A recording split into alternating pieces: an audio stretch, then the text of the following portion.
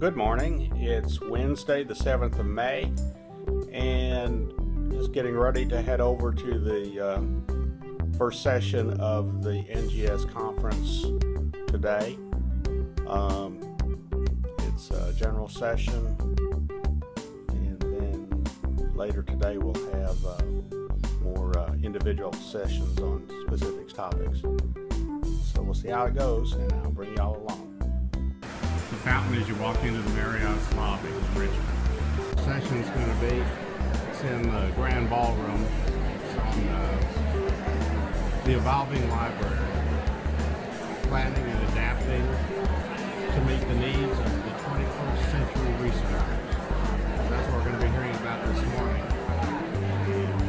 Obviously a huge room. We've got overflow screens and things here.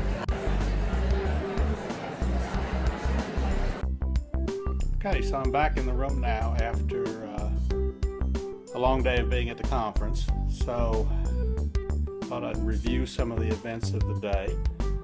First thing this morning was like a plenary session of sorts. They started out by giving out awards to different people that recognized the Virginia Genealogical Society as the host organization here in Richmond. And then they gave out awards for the best society publications. And then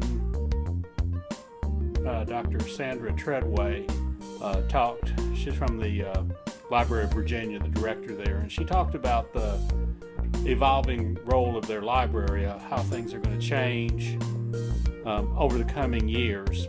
They have a relatively new building built sometime in the 1990s, but in those, the internet was in its infancies in those days, and there's just things that are not suitable even these few years since then that work for the way researchers work today. So she talked about some of the planned changes. It sounds interesting. And that was the first program in the morning. For my second session of the day, I listened to Paul Milner talk about Irish immigration before, during, and after the famine. And it was quite an interesting talk. He made a number of interesting observations. One of which is we hear the term Scot-Irish or Ulster Scot, and often that's used to, it was an American term invented to distinguish by the early immigrants from Ireland to distinguish themselves from the famine immigrants.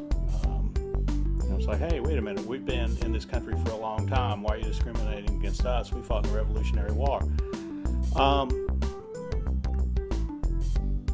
So that can become a confusing term. It may be some of the people that we think of as being Scot-Irish are in fact from other parts of Ireland, or they might be English Irish or even Huguenot Irish. So that was interesting. Another point he made is we need to track the minister of a congregation. Often the minister brought the whole congregation over with him when he came over. So if you can't track your own ancestor, track the minister, see where he came from. That might be a big clue. My first session then this afternoon was Tom Jones, and he was talking about genealogical standards. And basically, it's the standards used to make sure your own research is reasonable and accurate, and of a quality that it's worth sharing and using. The Board for Genealogical Certification has updated the standards and tried to clarify them.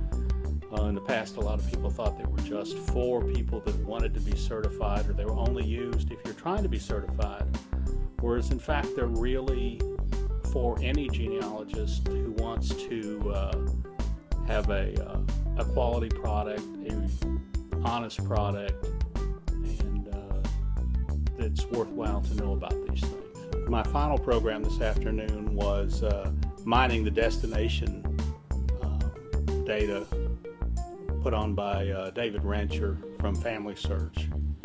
And he's an awesome speaker and very entertaining. But he made a lot of good points. He kind of showed how we ought to take the data from the place our families arrived in and look at all the people around them to try to flesh out the family. You know, it's not enough just to know, oh yes, I've got John Smith who came here from Ireland or from England or whatever. We need to have an actual, if we look at the people around them, other people with their names in the general area, try to figure out the push and the pull. Why did someone just out of the blue leave home and go to some other place? You know, they didn't just do that to do it. There was some logical reason for it. And if you can figure that out, it helps trace your way back. So that was a great way to end the day. Joyce and I are going to be going out to dinner shortly. Haven't seen much of Scott today, but so far it's been a great day and a great conference.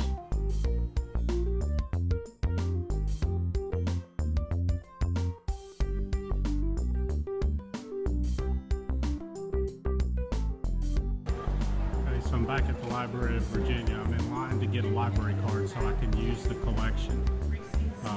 So this is what the view is from the top of these long stairs that we had to walk up.